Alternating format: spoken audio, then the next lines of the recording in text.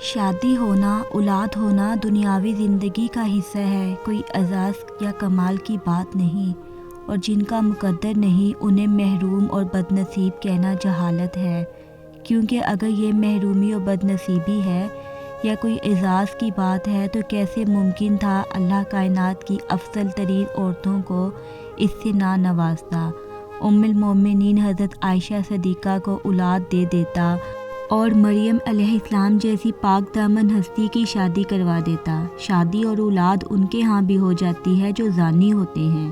اپنی ترجیحات دنیاوی نظریے سے نہ دیکھیں، دنیا امتحان گاہ ہے، سب الگ الگ طرح کے امتحانوں سے گزر رہے ہیں۔ کمال یہ ہے کہ آپ اللہ کے سب کتنے قریب ہیں۔ پختہ یقین رب العالمین پر ہونا چاہیے اور آپ کا اللہ کی طرف رخ ہونا چاہیے۔